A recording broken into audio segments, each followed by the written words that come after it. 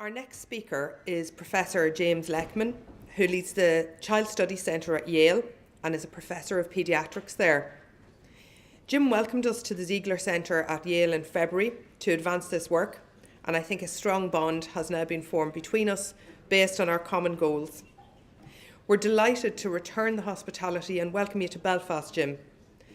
Jim is an internationally recognised eminent academic, noted for his groundbreaking work in neuroscience and child development.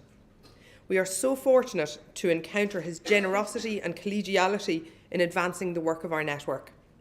It's a great privilege for us to welcome you here, Jim. So typically when we give academic presentations, at least in the United States, we have to present some disclosures, and these are some of my funding sources and some of my connections. And it's really an opportunity for me to actually dedicate my presentation and my presence here to two people. One of them is Chitam, and you're going to have to help me pronounce her last name. So I hope you all got that right. It's going to be part of the exam at the end of the presentation. And the other person is Robert Hind, who was the master at St. John's College in Cambridge. And I've done 2 sabbaticals over in Cambridge, and he was the person at the Subdepartment of Animal Behavior that I work the most closely with and has been a good friend. And sadly, both of these wonderful, wonderful people passed away within just the last few months. Robert was in December, and Chitam, I think, was in January, February. So this is the slide that most of the people actually remember from some of my recent talks. And what's interesting about it is that we have colleagues at Yale that are in the sociology department that have been so fascinated about the interconnections that exist within our social world. And they've actually made these diagrams where they actually look at the social interconnection that exists within our society. And one of the messages that I would want to share with you is that there's no one of us that can accomplish that much. It's only by working together, by making those connections, that we're actually able to achieve any of the goals that we hope to achieve. And certainly this kind of organization, this kind of event, bringing together people from across the globe is a real opportunity to make that happen.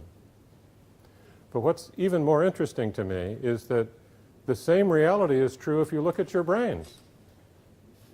And it turns out that no one neuron is actually able to accomplish anything on its own. It's only by their working together, forming these interconnections. And you'll have to be patient with me because we're going to go through some of the issues about how is it that the brain in the early development actually makes these connections, and what are some of the factors that contribute to it. But interestingly, too, one of the other groups that we've been actively involved with is the Fetzer Institute. It's actually where I first met Rana Dajani, who's a colleague from Jordan who's been doing some amazing work with regard to We Love Reading in terms of how to advance early child development. And she's been working with our colleague Catherine Panter-Brick at Yale in doing some work with the refugee community in Jordan, the folks who have been displaced there. But it's interesting, one of the people that we met at the Fetzer Institute was Bruno Giordani. And Bruno is actually an astrophysicist. And one of the questions that I often will ask astrophysicists is, well, I've heard about dark matter and dark energy, but I don't really understand what you're talking about. Can you explain it to me, please? Just in lay terms, whatever you need to say. And fascinatingly, most of the time the astrophysicists and certainly the physicists, the practical physicists say, well, I'm not sure we really do understand what dark matter, although they tell us that 96% of everything that there is in the cosmos is dark matter and dark energy. So I'm looking at some dark matter and dark energy right now. But what's fascinating about it is that when they actually do the simulations of dark matter and dark energy, what do they see? They see an interconnected network that is constantly changing. So I would just say, in our ever-changing world, it's the deep interconnections that really make things happen, whether we're talking about people, whether we're talking about cells in our brain, whether we're talking about the cosmos. So Rima mentioned a number of important events that have happened at the United Nations. I guess one of the other ones that I feel very strongly about is the rights of the child. And actually, their 25th anniversary was in 2014. And one of the things that's remarkable about that is that there actually has been a fair amount of progress in terms of a lower rate of infant mortality, less stunting, improved sanitation, and enrollment in primary schools and things of that sort. So there have been some real advances that I think we can be remarkably proud of in terms of our society. But as Rima was saying, and as our colleague Patrick was also reminding us, those risks are still there for our society, whether we're talking about poverty. And I guess one of the things that I often will say about poverty is that the very first of the 2030 Sustainable Development Goals is the reduction of extreme poverty. And I guess the painful reality for me when I reflect on that is that there's actually evidence that if the United States of America spent actually 5% less on its arms and its military-industrial complex, we could eliminate extreme poverty across the globe. So I guess I feel like I have to take part of the responsibility for that reality. But it's there, whether we're talking about violence, abuse, exploitation, it's there. We need to work together to find a way to move this forward. So one of the concepts that was presented in the Lancet series is nurturing care. So you're going to hear me say nurturing care, nurturing care, nurturing care over and over again, and I can thank Steve for that in part. And I'm going to take you through the journey with regard to brain development, so bear with me. And I would also say that the more we learn, the more we realize how little we truly understand. But whatever else is true, interconnection, ever-changing, is part of that reality as well. So here's a picture of Steve, and this is Linda Richter, who's the other person who was the co-chair of the Lancet series. And my dear friend Pia Brito, who should be here but is not, and is actually a true expert in early child development and has been one of my role models, but a colleague at Yale before she had the wisdom to move down to UNICEF. So, Pathways to Peace. And a number of our colleagues, actually I'll just ask you to raise your hand, were you part of the Pathways to Peace conference at the Ernst Strüngmann Forum? Just raise them a little higher. But remarkably, there were a number of folks that were actually active participants in that, and Rima didn't raise her hand, but she was also there. But it's really a wonderful opportunity, and this is something that was sponsored by the Ernst Strüngmann Forum in Frankfurt. And what's remarkable about it is that you come together and you have a question that you want to address. Actually, Jacqueline is here. I'm not sure if I saw your hand raised or not, but it did go up. Okay. And we were wondering about what is the evidence that we have that if we invest in early child development that we will actually have a more peaceful world. And I guess one of the things that I felt really compelled by, and I'll tell you the story about the epigenetics and Michael Meany, and he's up at McGill University and is a good friend. It turns out that if you actually study Norwegian rats, not Northern Ireland rats, but Norwegian rats, and you look at the amount of licking and grooming that the mother does of her brand new pups, you see basically a normal shaped curve, a sort of U-shaped curve. So there's some dams that really lick, and there are other dams that hardly lick at all. And one of the remarkable things that Michael Meany did was, rather than sort of looking at that sort of overall, he was really interested in knowing whether or not, if you were raised by a high licking and grooming dam, were you going to become a high licking and grooming dam when your turn came to be a new mother? So he did that experiment, and sure enough, if you were raised by a high licking and grooming mom, you're going to be a high licker and groomer when your turn comes to be a new mother. And it also turned out that the low-licking and grooming moms, when their pups were born and they started to sort of move forward in terms of their development, what they found was that they also had the same pattern that you saw with regard to the moms. That they were low lickers and groomers when their turn came to be a new parent.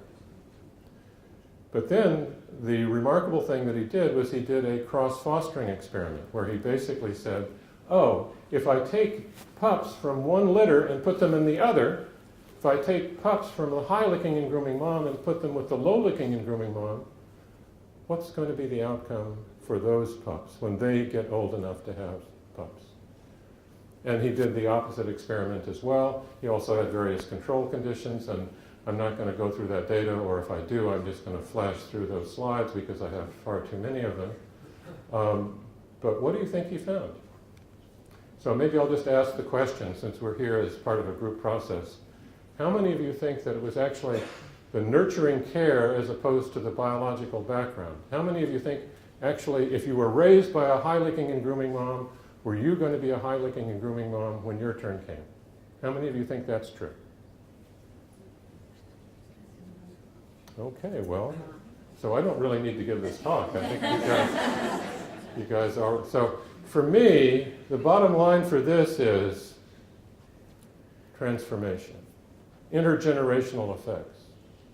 If we can actually change the way children are being raised, we can actually have an impact not only on the outcome of that child, but for future generations as well, from generation to generation. Saying things like that also sort of leave you feeling, because there are so many resilient people in the world who have come from difficult backgrounds, but who have, in fact, actually achieved so much and are really quite remarkable. And I could tell you personal stories of folks that I've met, and some of whom are here, where it's really, truly remarkable. Yes, they had a very difficult experience. Yes, there were difficulties even during the pregnancy and the gestation. But they turned out to be remarkable people in terms of their ability to move forward with their careers. So even though it sounds like I'm saying it's sort of set in stone, it's not. And here's where the concept of resilience comes in. And interestingly, one of my colleagues that's going to be actually from Ecuador, but he's going to be talking about the work that we've been doing in Colombia, is going down to an international resilience conference down in South Africa that I think is going to be in August this year. So here are a few of the people that are here. Chidam was one of them. She really has been one of the major sources of inspiration and knowledge with regard to early child development. She did get her PhD in the United States, it's true. But she went home to Turkey and was really a visionary in moving forward with these early childhood programs, and remarkably was also able to bring together people there to actually found this Mother-Child Education Foundation, which is something that I guess I'm delighted to have been associated with and continue to be. But here are some of the people that are here, and Jacqueline's from Australia. Mohammed Abu Nimr is originally from Israel and Palestine, although he's now an American, bless his heart. There he is. There he is. And what's so wonderful about Mohammed is that, you know, so many of us are experts on early child development and brain development and blah, blah, blah, but he's an expert on peace. And if you have any questions about how we sort of move forward in that direction, he's the person to ask for sure. So as I mentioned before, what's interesting about those Ernst Strüngmann forums is that you come together and you discuss questions. You ask people to write background papers that you all have to read beforehand, and then you come in and you simply have discussions. And the wonderful thing about it is that at any point in time, two groups are meeting, and there are actually 4 groups altogether. So the people in the other 2 groups can actually join in the conversation in one of the other groups that they aren't formally a part of. But basically, to assess the role of early child development and familial relationships in the process of violence prevention and peace building. So that was the goal that we had. And, here were some of the questions that we posed to each one of the panels, but each of the panels actually had a focus. So we had people that were basic scientists, and I don't have a picture there of Sue Carter, but she's been sort of the expert for me in terms of something called oxytocin. And I'm sure some of you have heard of oxytocin. And of course, we think of oxytocin, and what I knew about it at the time, going back probably 20 years, was that it had to do with uterine contractions during birth, and it had to do with milk release during breastfeeding.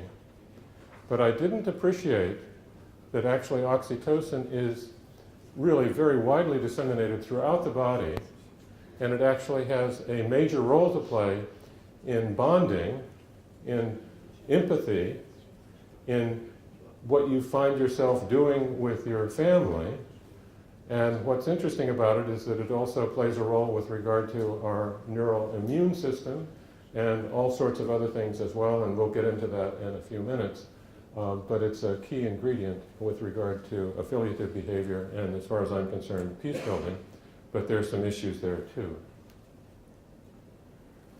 So I guess the other thing I would want to say, and I'm sorry that Ambassador Chowdhury is not with us, but the other thing to say about peace is that things are constantly changing.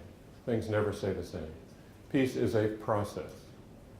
Peace is also a culture. How can we actually, and I guess I've been so inspired in talking to Siobhan about what's been happening here in Northern Ireland, and how from the bottom up, there's really been an impact with regard to educational opportunities for young children, where it's really been across the spectrum in terms of the divide that exists here politically.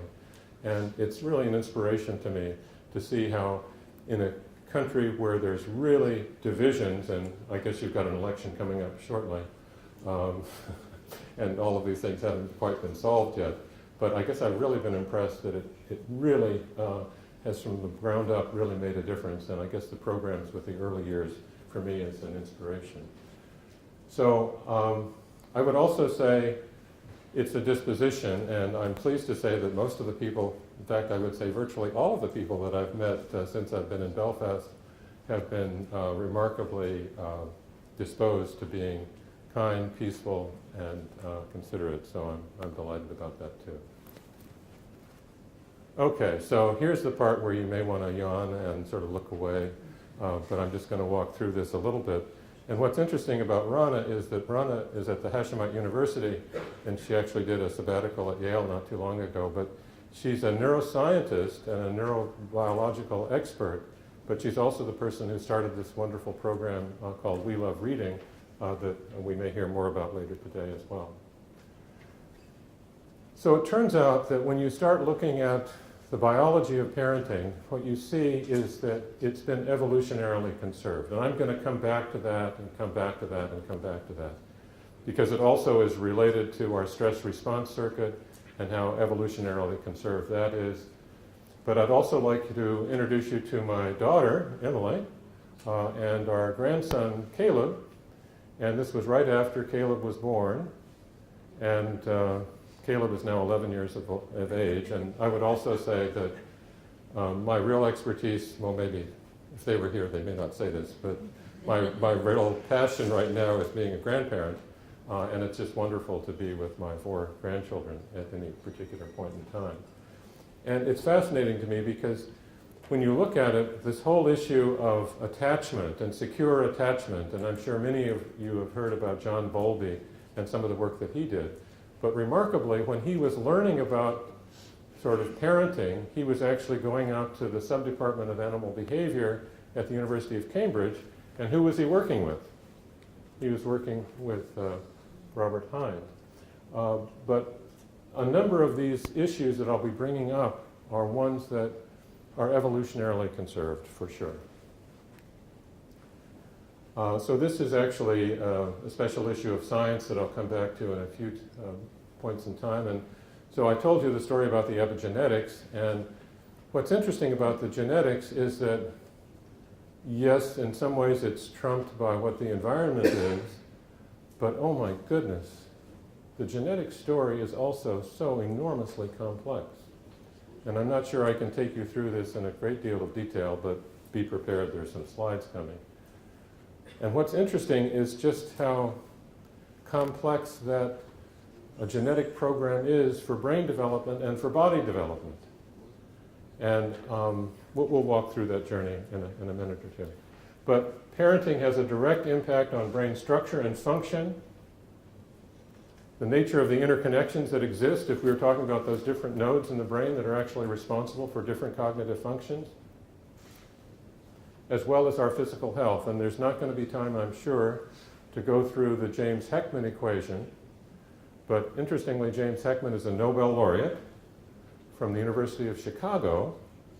And the reason he got a Nobel Prize was the work that he was doing in looking at cost-benefit analyses. I'm not sure how many economists we have in the room, but people pay a lot of attention to this, and this is actually something that the policymakers also pay a lot of attention to.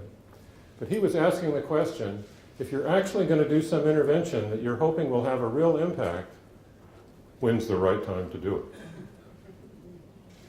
And he actually has compelling evidence, mostly from projects that have been done in high-income countries, indicating that there's actually a high cost-benefit for programs that start as early as possible in development. So I won't have time to go through that in a great deal of detail. And I guess the sad part of that story is, well, the good part of the story is that they're looking at economic development, they're looking at achievement academically, they're looking at how they're doing with regard to their family structures, they're looking at their income annually. But the big cost benefit actually is a reduction in crime, a reduction in the need to put people in jail, which is a remarkably expensive operation as well. And there again won't be time, but it turns out that there's also a way in which the parenting has a direct impact on all these other processes that I'm not going to go into unless people want to ask questions about it, although I do have some slides on them too, about telomeres. So how many of you know anything about telomeres? Hey, there's a person in the back that knows about telomeres. We may ask her to talk about it. But it turns out that if a mother has been stressed during the pregnancy, it turns out her telomere length is shortened, and actually telomeres are associated with the length and the likely survival and your early mortality. If you have short telomeres, you're more likely to have an earlier mortality. The other thing that is remarkably interesting and complex, and I'm not going to go into it in a great deal of detail, but another aspect of early child development that actually has an impact has to do with the species that we're co-evolved with. So how many of you know about the microbiome? So it really turns out that even though I'm looking at Siobhan, it turns out that most of the cells that I'm looking at when I'm looking at her are not human cells. And we actually co-evolved with these species, whether we're talking about bacteria or whether we're talking about viruses, and it's really quite remarkable. And it turns out, if you had a C-section, if it was a programmed C-section, and we're doing projects down in Brazil, and certainly within some portions of that society, they want to know exactly when the birth is going to be. It's going to be programmed, it's going to be an elective C-section, blah, blah, blah. But of course it changes the microbiome if you come out through a vaginal delivery versus one that is C-section. It also turns out that breastfeeding has a big impact with regard to the microbiome as well. So, I'm sorry, I'm going down the road too far. So our genetic blueprint is enormously complex, but the environment that modifies it is something that is determined in part, it's a huge factor. So we used to talk about junk DNA. And what we were looking at then was all of the regions of the genome that had nothing to do with the coding of protein sequences.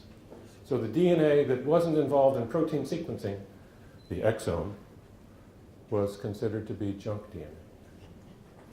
But it turns out, as we actually do more understanding and looking more deeply, it turns out that so much of that other DNA is regulatory regions of the DNA that actually determine when and where genes are being expressed in the brain. And of course, when you think about it, if you think about early child development, if you think about what's going on in terms of the very early programming of the brain, When is the period that matters the most? And you can even make an argument preconception, but you're talking about what is the environment in utero for the developing embryo, for the developing fetus. And it's so remarkable. I mean, I have colleagues that have an interest in autism and other things where they're actually studying how the fetus responds to the mother's voice. My colleague James Swain and I have been doing studies of brain imaging where we're actually showing parents in the imager pictures of their own children versus pictures of other people's children, and looking at what the changes are in the brain when they listen to when they see their child versus some other child, but also looking and hearing the voice of their child crying versus listening to the crying of other children. Anyway. So what do we know about the genetic blueprint? I'm going to go through this really quick. And I just said this before in a slightly more reasonable way, which is basically that genetic blueprint is enormously complex, and there are so many genes involved. And what's so fascinating is that when you look at the expression of these genes in the developing brain, different parts of different genes are being expressed differentially depending on when and where you're looking in that developing brain. And one of my colleagues at Yale, Nenad Sestan, is a fellow who's done this work with regard to brain site, and it's basically taking postmortem tissue from very early in embryonic development all the way through people of my age, and looking at the transcriptome within the developing brain in at least 15 different areas in the developing brain. And it's really just quite remarkable. And I'll just go back to say, the genes expressed in the brain are differentially regulated. The majority of these spatial temperament differences were detected before birth. Okay, so another concept that I'm just going to run through is critical periods. And it actually depends on what's going on. But if you think about the developing brain, it's truly remarkable how quickly things get started and how quickly things are moving. By 8 weeks of gestation, these cells are dividing like crazy. Up to 250,000 new cells are formed every minute. And by the time of birth, there's around 100 billion brain cells. And that's as many stars as there are in the universe. So we're going back to cosmology again.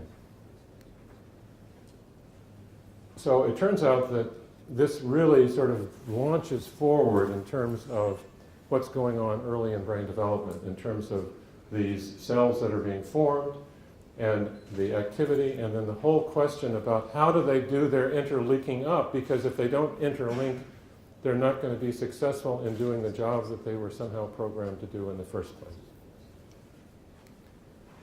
And we could talk about critical periods, but it actually turns out, and I'm unfortunate, I actually did a fair amount of animal research way back when in my first sabbatical when I was looking at very early brain development, but I decided that that wasn't something that I really wanted to accomplish. But they've done things like, if you take an animal and you make it unable to see from the very early point in its own development, there's a critical point in time where if you keep that animal blind, even though you allow them to see, they aren't able to actually see because that critical period has passed. The same is true with regard to stimulatory behavior of the fetus and the child in terms of higher language function and higher cognitive function as well. It depends on, and this is part of the programming, but it really depends on the environment and making sure that the sensory inputs that are critically important are present for that developing child. So this is just looking again at another set of interconnections, and I'm going to take you on another path, and I do apologize for this, but it's also going to be on the exam at the end. And that has to do with the immune system. So we were talking before about oxytocin and what do we know about oxytocin. Well, what do we know about the immune system? I guess what I was taught in medical school was, that's how we protect ourselves against pathogens. That's how we fight the bugs. That's how we say, we may have a cough or a fever or whatever, but it's our immune system that sort of saves us.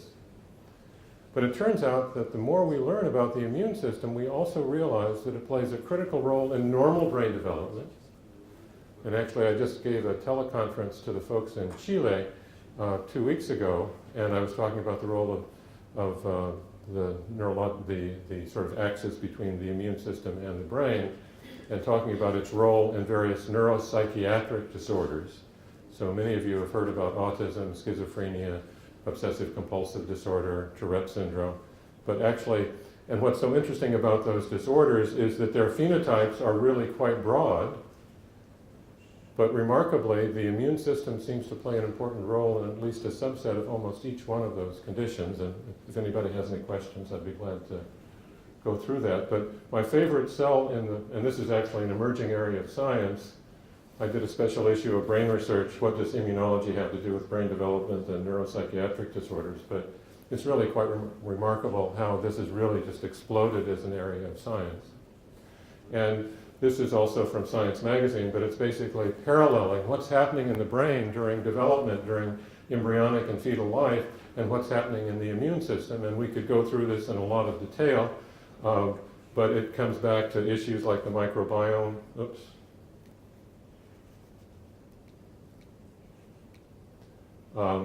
Here in terms of the bacterial colonization. And my favorite cell, of course, is the microglia. And I won't go through this in a great deal of detail, but it turns out that the microglia actually migrate in from something called the yolk sac.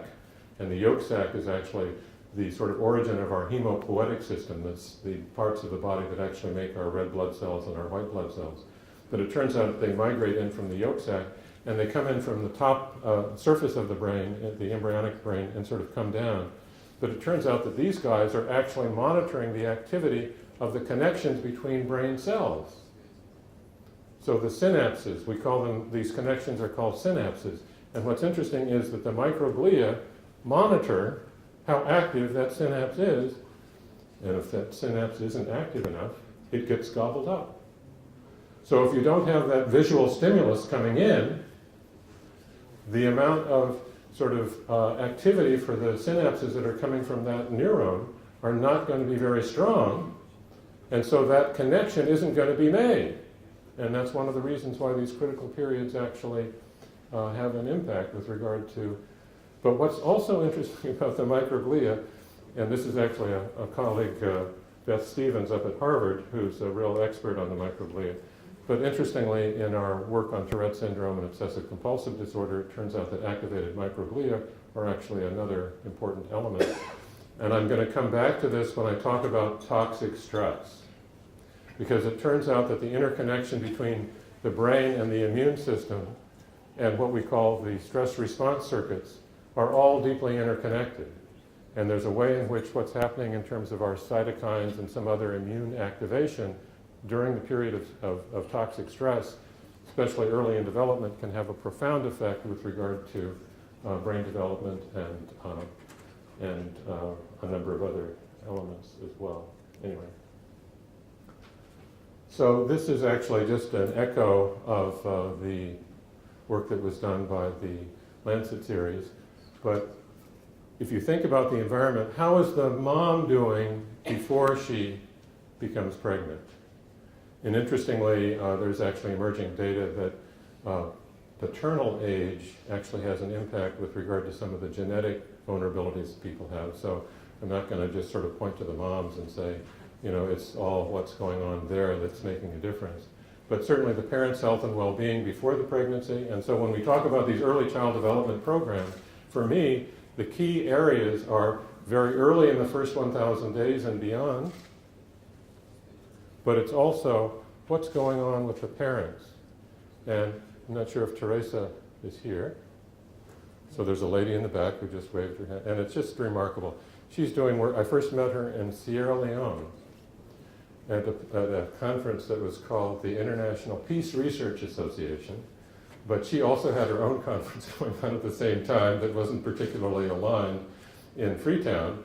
But we did have a chance to sort of get to know one another, and she's from Harvard, and she's amazing because she's been working with child soldiers, she's been working in the Ebola outbreak, and she's been focusing on these child soldiers as they come of age to become new parents.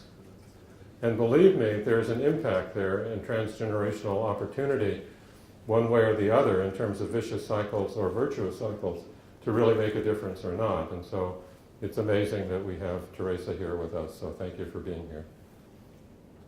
But those environments have an impact on the health of the child, the learning and the behavior. Again, there's not time to talk about the Heckman equation with all of the slides I've got, but what did he find? He found that when you actually look at the long-term outcomes of individuals that went through one of these early child development programs in North Carolina, that actually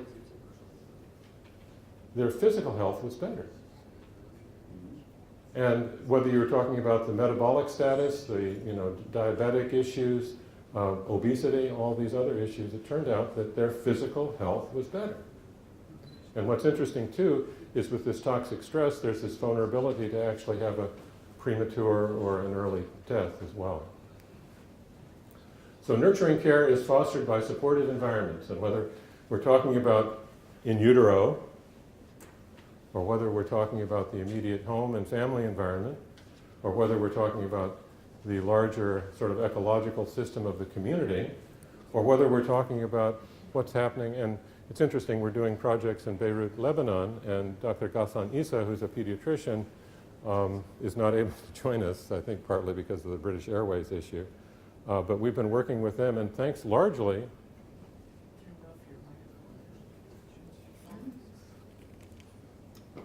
I turned it back on. So thank you for reminding me. Anyway, we've been working with Dr. Ghassan Issa, and I'm over here looking at Kaveh Gashnu, who's a colleague from Yale, who is originally from Iran, but has been working with us, and has probably been over to Beirut at least 4 or 5 times since we started that project with Dr. Ghassan.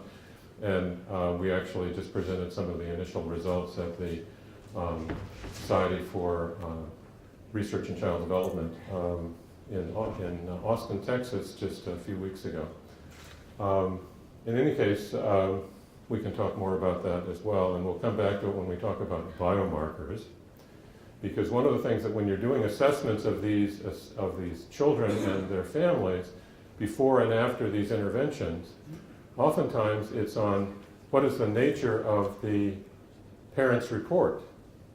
Now you can do objective measures of the child's cognitive and social emotional development, but so many of these other issues in part depend on what do people have to say about what their experience is. And we certainly found that with the intervention, the Mother-Child Education Foundation that started this Mother-Child Education program, MOCHEF, we really found that the parents were really acknowledging that there were huge differences in terms of their disciplinary style, their level of stress, all sorts of other issues, although we didn't see as big an impact as we were hoping with regard to the indicators with regard to early child development. But it's an interesting question too in terms of when are you looking? Are you looking right after the intervention, or are you following these children long term and having a clearer perspective from a prospective longitudinal study? Oops. Okay, so here are some of the fundamental aspects of nurturing care, and I can thank Steve again for this, but love and security, adequate nutrition, the whole stunting issue has a big effect on the brain as well as on the body. Responsive caregiving, health care, protection from danger, and I think what Marta had to say at the very beginning really touched my heart again as I listened to her.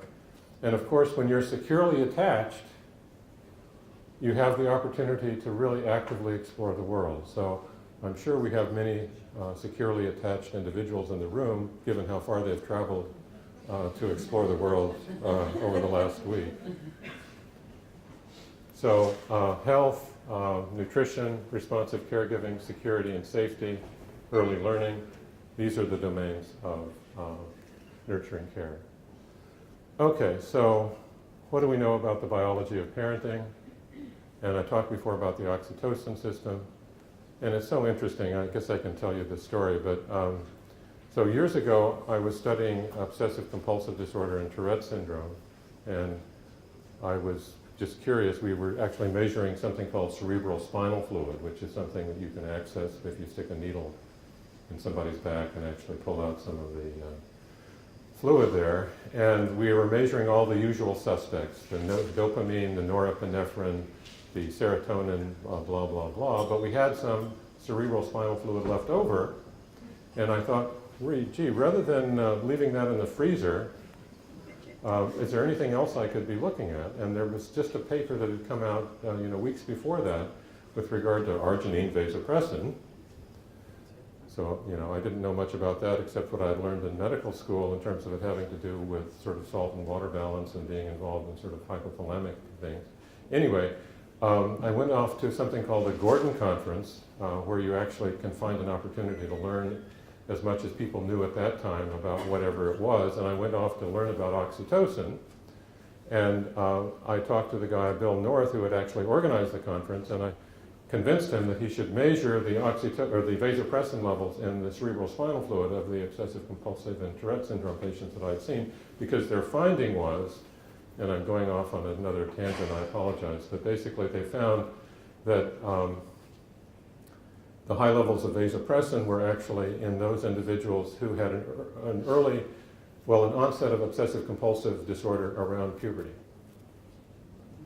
So what does uterine contractions and milk release have to do with pubertal development and obsessive compulsive disorder? So I found myself talking about it and thinking about it, and then one of my colleagues, Linda Mays, who's another colleague of mine at the Yale Child Study Center, said, well, maybe we can study it. And I realized then that when I look back at the time that my wife was pregnant with my daughter, Emily, we were in San Francisco on a third floor walk-up, and my wife changed. And she changed from being a person who wasn't particularly concerned about cleanliness to somebody who was determined to have the house, the little apartment on the third floor, as clean as possible. She had me move this freezer and refrigerator out that had never been moved probably in at least 20 years to clean underneath it to make it was clean enough. I found myself painting the bedroom where the baby was going to be. Everything had to be perfect and just right. We had to have the right number. It wasn't paper diapers. It was the real thing. And I realized, maybe there's something that's evolutionarily conserved about obsessive compulsive behavior, that if our ancestors weren't obsessive compulsive around the time of delivery and before, we wouldn't be here. And so we actually did a study of that. And then we started doing brain imaging studies of new parents, and it was really quite a remarkable journey. But this comes back actually to Achev, and again, I'm just talking here, so apologize for that. But I was on my way to work with a person, Ruthie Feldman, who had been a postdoc with me at Yale, and she had come from Israel, and she was sort of sorting things out, but eventually came to work with us in terms of our project. And it's really quite a remarkable story because she's become a world expert on oxytocin. And interestingly, when we were doing the brain imaging studies, I didn't think it would make sense to measure peripheral levels of oxytocin because it was being released in this pulsatile way with regard to breastfeeding or uterine contractions, and I was unprepared for the fact that it was actually something stable with regard to the peripheral levels that one can measure. But we're going to come back to this and talk about it. And so here it is. This is a nanopeptide, and it's something that goes way back in our evolutionary history. And it turns out that oxytocin and vasopressin are actually next-door neighbors, and they actually came from the same gene millions of years ago. And it basically flipped over, so the sense strand of vasopressin is actually the anti-sensitive strand of oxytocin. Anyway, when I talked to Bill North about doing these assays, he said, Jim, I'm happy to do the assay, but if we're going to do vasopressin, we also have to do oxytocin. And that's how we sort of came to, and he called me up, 3 weeks later, because he was blind to whoever these people were, and he said, Jim, who are these people? And of course, it turned out they were the ones with obsessive compulsive disorder. So here's a picture of Ruthie, and here's a picture of Sue Carter. And Sue Carter is a person who, wonderful individual, basic scientist, but basically looking at parenting in animals. And that's a person who's really taught me about vasopressin and oxytocin over the years. So Ilanit Gordon is another friend of mine who's also based now in Israel, but was a postdoc with us for 3 years studying autism. But it also turns out that oxytocin is not only made in this area of the brain called the hypothalamus, but it's also made throughout the body. So there's a huge amount of it as well. And anyway, so I was on my way to Israel and Palestine to meet with my colleagues there, including Ruth Feldman. And I got a call from Yankee Yazgan, who is a colleague of mine in Turkey who spent 5 years with us as a trainee and postdoc at Yale, who's now in Istanbul and is actually quite a remarkable person in its own right, and we could talk about Yankee if we wanted to. He said, Jim, would you mind coming to talk to the board of the foundation, of the Mother-Child Education Foundation, and explain to them why something happened with regard to what their findings were. And so it turned out with Chitam, with Diane Sunar, with others who had developed these programs with regard to early child development, that they had these programs going forward. And of course, they were also interested in the qualitative analyses, and part of that is asking the mothers, and what's wonderful about the program is that it brings groups of mothers together. So that when you hear the stories about your neighbor, and then you go home and you say, well, they found this when they actually did that piece of homework, and it changed the way their child was behaving, maybe I should go home and do that as well. And interestingly, in some of these interventions like the one we're doing in Beirut, the mothers don't want to stop the sessions. They want to continue going even though the sessions, the curriculum has been completed. Anyway, they wanted me to explain the following. So it turned out, and I'm probably overstating it, and Diane and Yasmin can correct me on this, but basically, at one point in time, they started asking the mothers, how could we make the program better? And what do you think they said?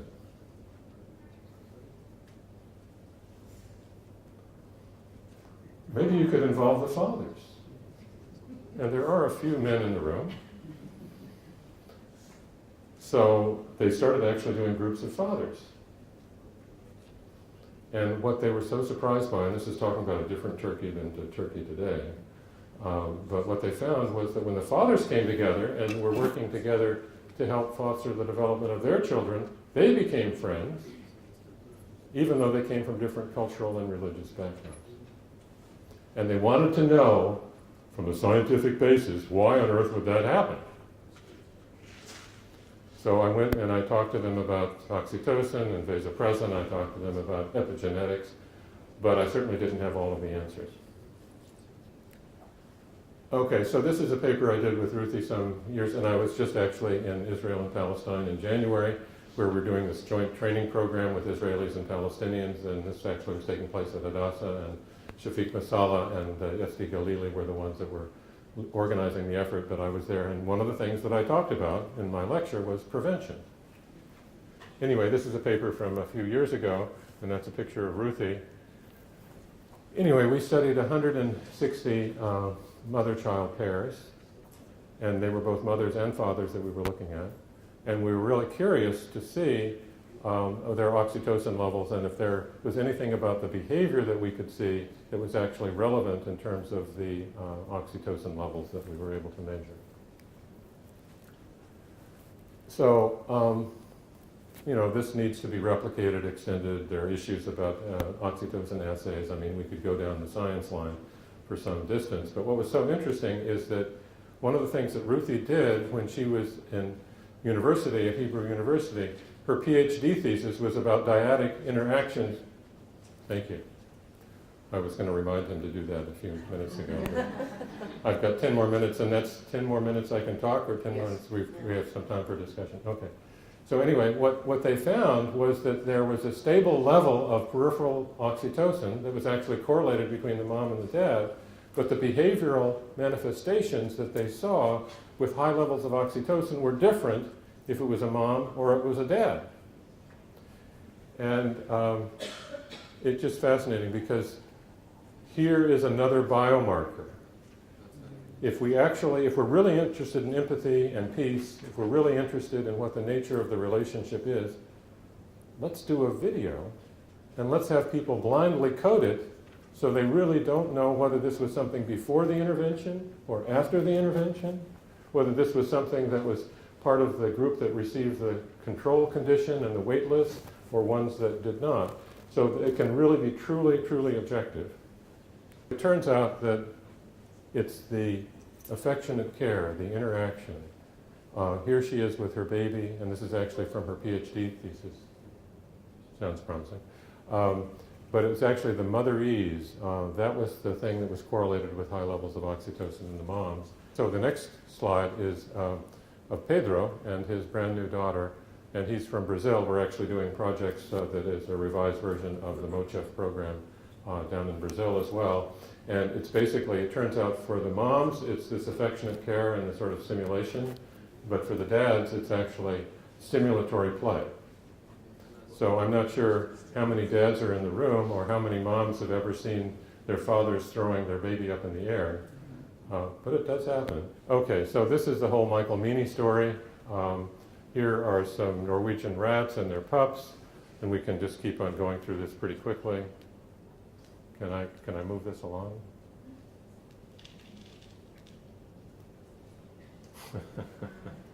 Well, it's always interesting. So anyway, Michael Meany originally was looking at that cross-fostering experiment, but then he actually started looking at what's going on with regard to brain development and gene expression, and what he found was that there was an epigenetic change with regard to those. If you were actually raised by a high-linking and grooming mom, you had a different epigenetic signal with regard to one of your stress response circuits. So another part of the oxytocin story that's critically important actually has to do with empathy and how you respond to the distress of your child.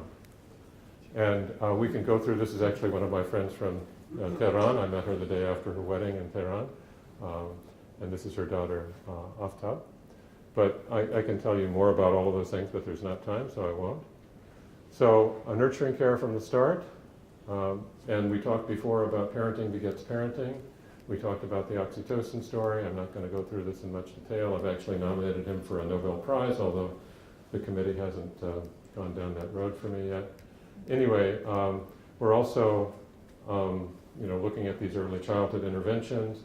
We're trying to incorporate various biomarkers. We actually have mother-child interactions from the group that we did in Lebanon that we're currently analyzing in terms of the dyadic interactions that exist there. Another person who's a dear friend is Kyle Pruitt, and he was actually in one of those pictures that Rima showed you, who was part of the first meeting of the Early Childhood Peace Consortium, and he's been doing work with co-parenting, where both mothers and fathers come together. And I'm looking at Catherine Fanter-Brick down at the end as well, and Catherine, as part of our partnership with ACHA, also did a review of, well, what do we know about the involvement of fathers in early child development programs? And the answer is, not much. But it could really be a game changer if we were able to do that. And of course, Siobhan and her program, etc. I'm not going to go through that in any detail, but here we have a picture of Chitam and Diane Sunar and Yasmin, as well as some of the other folks, including Yonkebek. So we're actually doing work, and this is another one of the programs that's out there called the Nurse Family Partnership that actually starts during the pregnancy and goes on for the first 2 years of life. There are some consistent results, and we're looking at the epigenetic signatures that are present. And interestingly, in that analysis, and this is a 27-year follow-up data of people who were in the condition of receiving the intervention or not, that there's a different epigenetic signal depending on whether or not they had domestic violence in the home and whether or not they received the intervention or not. So I'm just going to end with toxic stress and adverse early childhood experiences. Turns out that the number of adverse experiences that you experience as a child has a profound impact with regard to the development of heart disease, but also of major depression.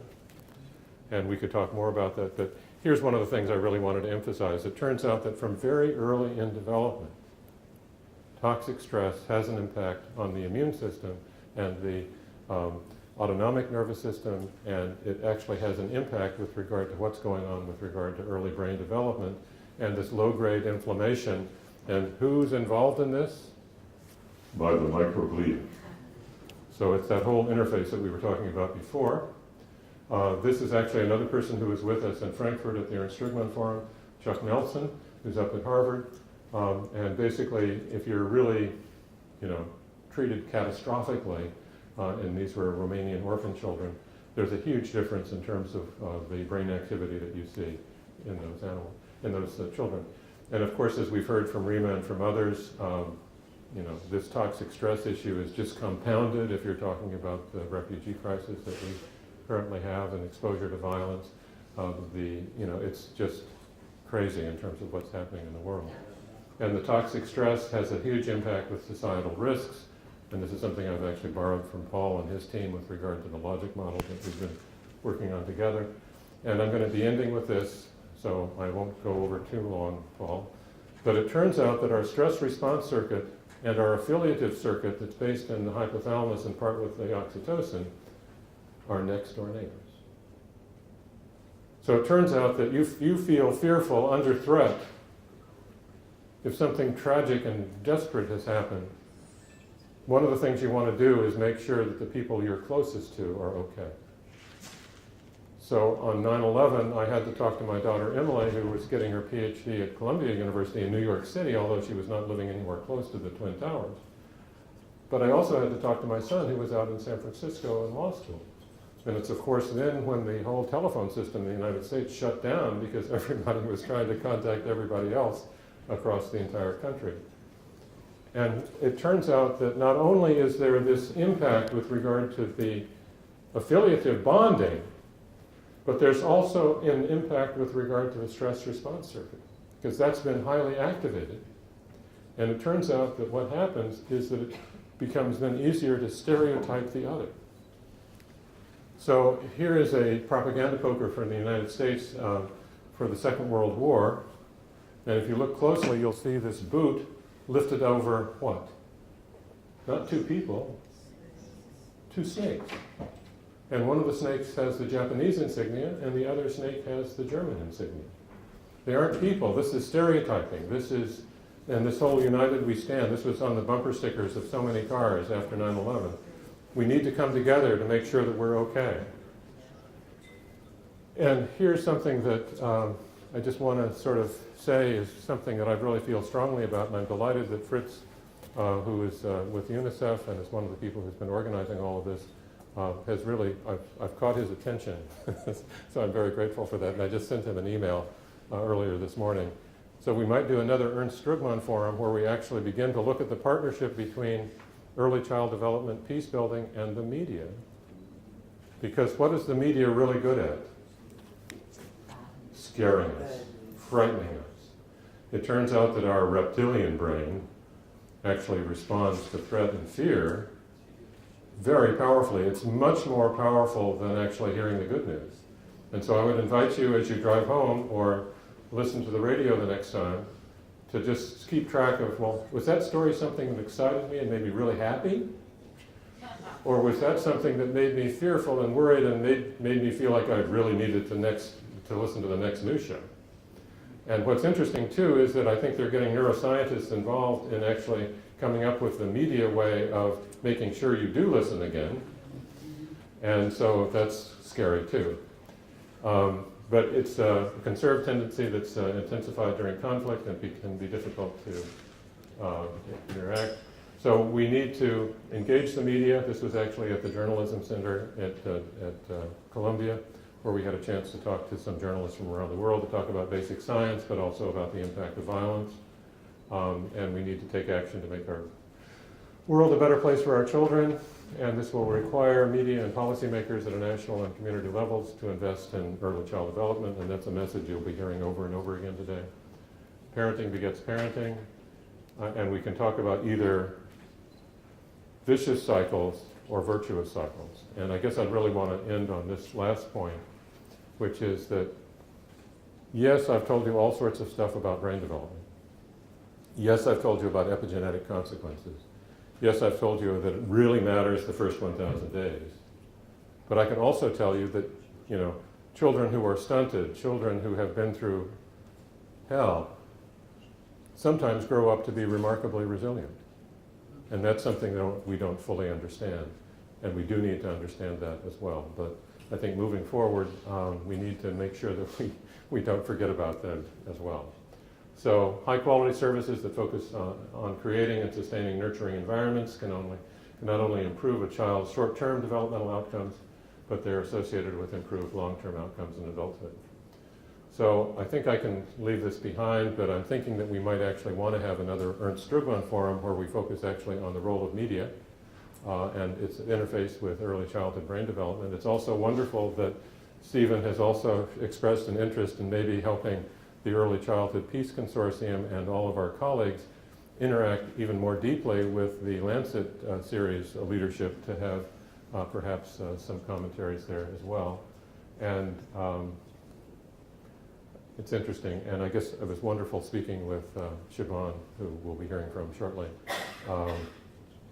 about how they've engaged the media here in Northern Ireland in a way that really has had a substantial and profound impact with regard to things moving forward. And you can ask her more about the successes that they've had. But I think with that, there's not time to talk about biomarkers. There's not talk about telomeres or the microbiome. So I think in this complex, interconnected world, the more we learn, the more we realize how little we truly understand, except the fact that it is deeply interconnected and that it's constantly changing. But it also turns out that what I've been telling you is something that we've heard from other people in the past before, and I'll end with this. So here's Mahatma Gandhi: if we are to teach real peace in the world, if we are to carry on real war against a war, we shall have to begin with the children. And you must be the change that you hope to see in the world.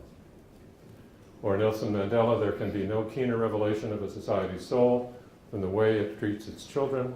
Education is the most powerful weapon you can use to change the world, and believe me, we need to. So thank you, and I went over by 5 minutes, but I